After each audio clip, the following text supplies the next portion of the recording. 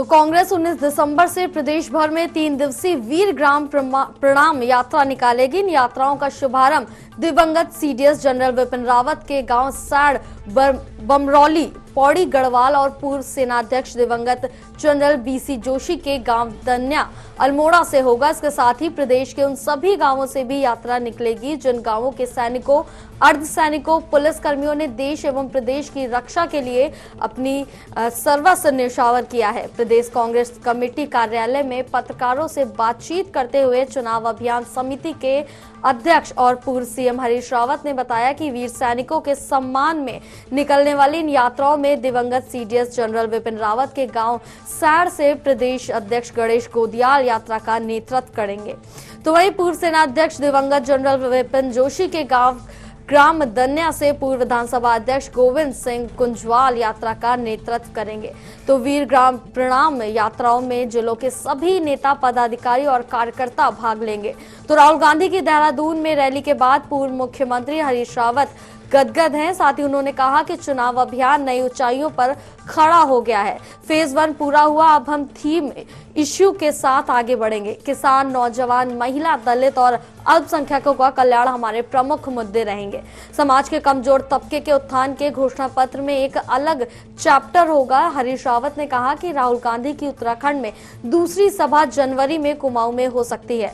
तो हरीश रावत ने कहा कि कांग्रेस 19 दिसंबर से राज्य भर में भाजपाई ढोल की पोल खोल सभाएं आयोजित करने जा रही है। इसमें भाजपा सरकार के कारनामों और भ्रष्टाचार को उजागर करने का भी काम करेंगे। इस अभियान की शुरुआत पिथौरागढ़ से होगी। इसके तहत कांग्रेस कार्यकर्ता गांव-गांव जाकर कांग्रेस चुनाव का शंखनाद करेंगे। हरीश रावत ने कहा कि भाजपा ने 60 पार का नारा दिया है, लेकिन जनता उनका तड़ी पार करने वाली है।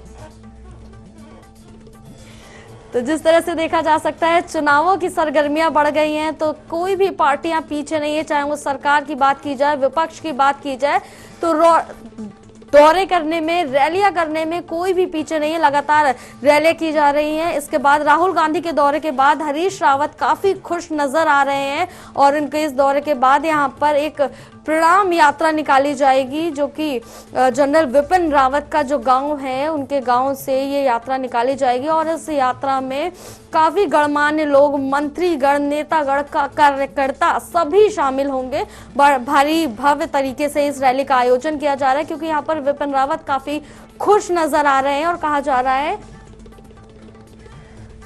हरीश, जिस तरीके से अब यहाँ पर कांग्रेस द्वारा ये यात्रा निकाली जा रही है, जो है बिल्कुल सही आपने कहा कि जैसे ही राहुल गांधी की यात्रा हुई, उसके बाद राहुल गांधी की रैली के बाद यहाँ हरीश रावत काफी गदगद नजर आ रहे हैं और ये उनकी खुशी साफ तौर पर जाहिर हो सकती है कि किस तरीके से अब वो भाजपा को, बीजेपी को घेरने की कोशिश में लगे हुए हैं। और साफ तौर पर उनका यही कहना है कि अब उनकी जो भी रैली होगी, जो भी बैठक होगी, उसमें भाजपा का भांडाफोड़ करेंगे, चाहे उनके भ्रष्टाचार की बात की जाए या फिर उनके जुमलेबाजी की बात की जाए। सब पर निशाना साधते हुए यहाँ पूर्व मुख्यमंत्री हरीश रावत नजर आ रहे हैं और उन्होंने कहा कि अब फेज 1 पूरा हो गया है, अब हम थीम इशू के साथ आगे बढ़ेंगे। किसान, नौजवान, महिला, दलित और अल्पसंख्यकों का कल्याण हमारे प्रमुख मुद्दे रहेंगे। समाज के कमजोर तबके के उत्थान के लिए घोषणा पत्र में एक अलग से चैप्टर होगा। तो यहाँ देखा जाए किस तरीके से जो कांग्रेस है, अब वो अपनी जमीनी स्तर पर उतर करके जो हार उन्होंने 2017 में जो हार उन्हें मिली,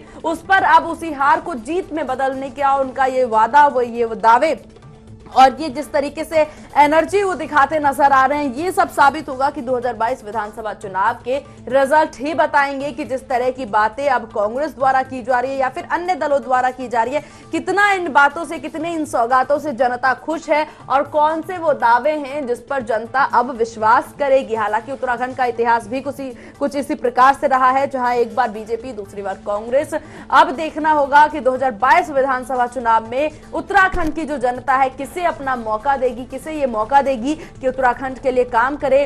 क्या वो पुष्कर सिंह धामी को मौका देगी कि 2025 तक नंबर 1 राज्य बनाए, या फिर वो यहाँ पर अब कांग्रेस को वो मौका देगी कि जो बातें रोजगार और घोषणा पत्र और हर जाति को साधने की कोशिश कर रही है, वो अपनी बातों को लेकर के आगे सामने आया। अब यहाँ पर आम आदमी पार्टी भी मैदान में उतरती नजर आ रही है। हालांकि अभी देखा जाए तो कांग्रेस और बीजेपी ही अहम भूमिका निभाते नजर आ रहे हैं। आम आदमी पार्टी अभी जमीन तलाशने की कवायद में लगी ही हुई है। इतना आसान नहीं होगा उत्तराखंड में अपनी जमीन तलाशना और या फिर उत्तराखंड की जनता को साधना।